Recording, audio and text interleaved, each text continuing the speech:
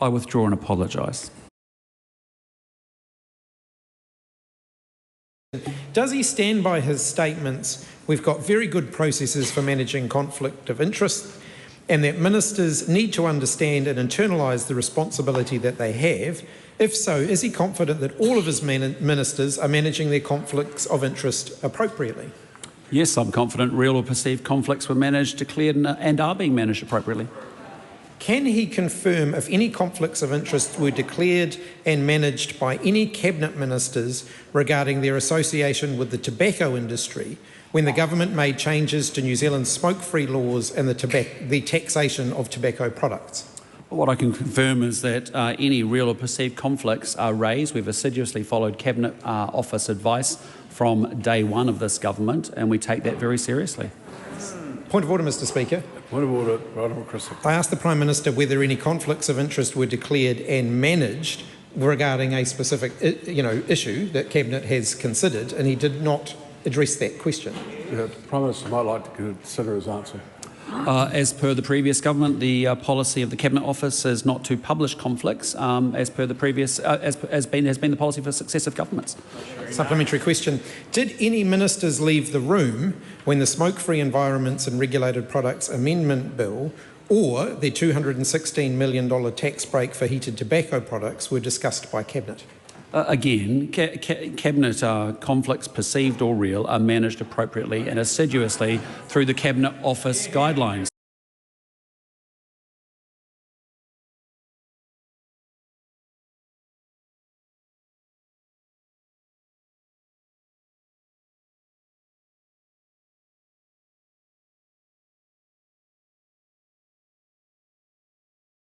We have taken that very seriously.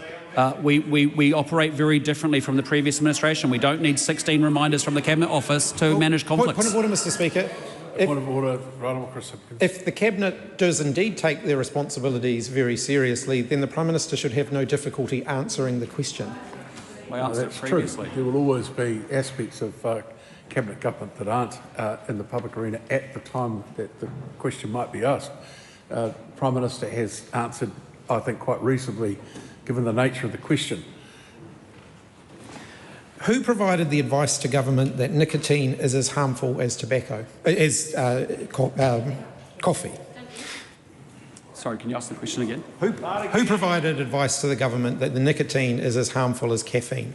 That would be a question that would be best directed to the Associate Minister of Health. Who provided independent advice to Casey Costello justifying the tax changes when it comes to heated tobacco products? Again, ministers receive a lot of advice from a lot of different sources all of the time. They don't always take it, they do, but I just ask the member to direct the question directly to the Associate Minister of Health.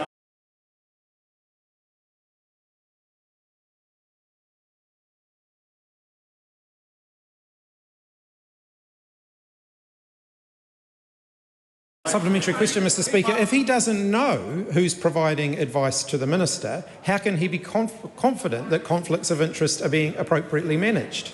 Because I know that that minister is determined to lower smoking rates across this country and is doing so incredibly passionately and is determined to do it.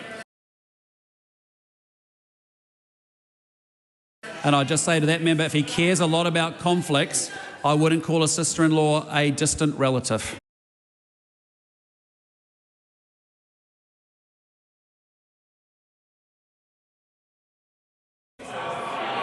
Order, Mr Speaker.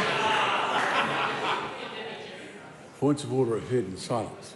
Right Honourable Chris. Mr Speaker, last year the Prime Minister objected to the fact that he himself brought a member of his own family into the debate, and you required me to withdraw and apologise for the Prime Minister doing that. We've now got a situation where repeatedly the government have named a public servant who happens to be related to a member of the opposition in the House, a public servant who cannot speak back, a public servant who is part of a politically neutral public service, a public servant who declared their conflict of interest and has done absolutely nothing wrong. The Prime Minister should be, as you required me to, the Prime Minister should be required to withdraw and apologise for that.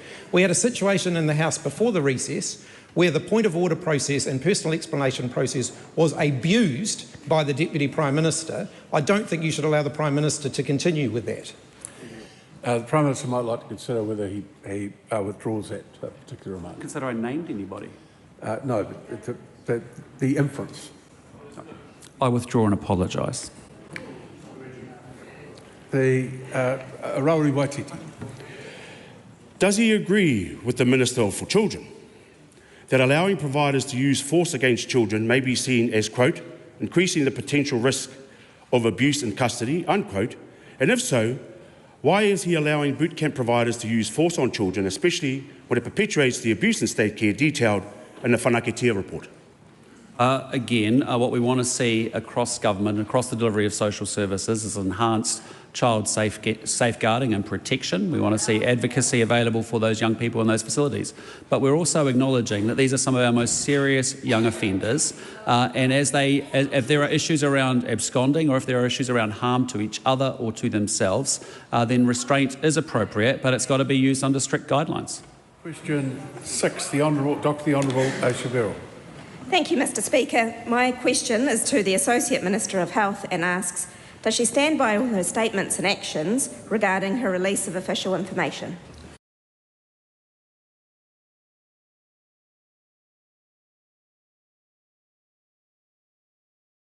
The Honourable Casey Costello. Mr Speaker, yes, in the context they were made. I acknowledge there has been widespread reporting and discussion in the House about the release of documents and handling of official information requests in my office. I don't deny there were challenges during a transitional period very early after receiving my ministerial warrant. Once my office was fully staffed, operational issues regarding management of information was remedied. I am far from the First Minister not to meet some of the obligations imposed by the Official Information Act, and I'm sure I won't be the last. Supplementary. How did she determine that the statement "nicotine is as harmful as caffeine" was given to her by an official when she made decisions to withhold that statement? Mr Speaker, there were redactions in a document that was still considered a point of debate, of full and frank discussions around advice that I was being given. That information was redacted at the time because it was still part of full and frank discussions. Point of order, the Honourable Kieran. Thank you, Mr Speaker. The question was very specific and I don't believe that response addressed it. But also, earlier when Chris Hipkins asked the Prime Minister a similar question, he suggested that a question be made to the Minister. And surely in doing so and avoiding addressing the question himself and putting the responsibility onto his Minister, there should be a higher expectation of the House that the Minister would address it. Well, your point of order raises the issue of the appropriateness of the Prime Minister suggesting another Minister might answer it. The reality is the Minister who is directed, who the questioner is directed towards, would be expected to know more. In this case, the answer was that there were free and frank advice that was redacted. That's not unusual for a government to redact free and frank advice from official information. Supplementary. How did she determine that it was appropriate to withhold that statement under Section 9(2)(g)(I) if she did not know that they were an official? Mr Speaker, the statement that she's referring to was part of a broader document that was a range of advice that was given. The redaction was later rectified and the information is fully available now. The statement in it was an extract from a broader document in which talk discussed nicotine and caffeine. From an official. Supplementary. When she withheld statements that efforts to reducing smoking constitutes nanny state nonsense, employing a section of the Act that specifically applies to advice tendered by ministers, officers and employees of the public service, how did that conform with the Act if she doesn't know who wrote it? Mr Speaker, I think we're traversing a document that was used very early on, as has been discussed repeatedly in this House, which was a range of policy positions and advice, policy positions and previous New Zealand First policy positions and manifesto statements. It did not become part of the Cabinet paper. It was the work that was undertaken in this space was the implementation of the coalition agreement commitments. Broad background. There was broad background documentation that was provided that has fully been traversed, and the information has been discussed at length regarding the source of that information. Supplementary.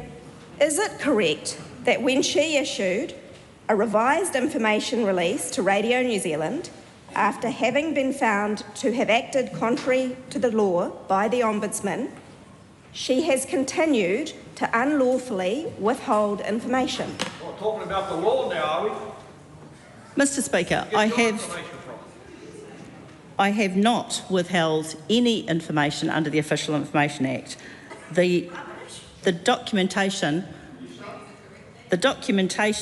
that was referred to was referring to the same piece of information that was redacted early on, and through the course of the discussions with the Ombudsman, the full document was then released unredacted, for which I apologised in this House, and I have rectified the situation that the Ombudsman raised, which, as I've said earlier, I am not the first Minister that has had to rectify issues around Official Information Act disclosures.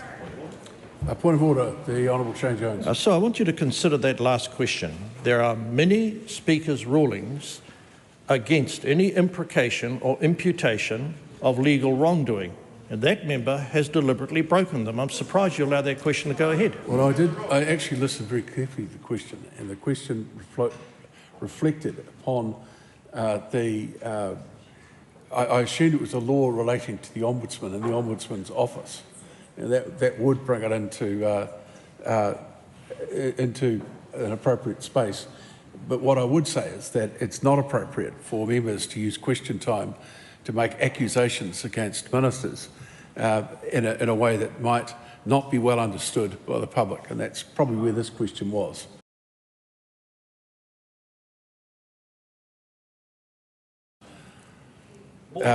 We'll now go to... Yeah. Can you clarify exactly what you mean?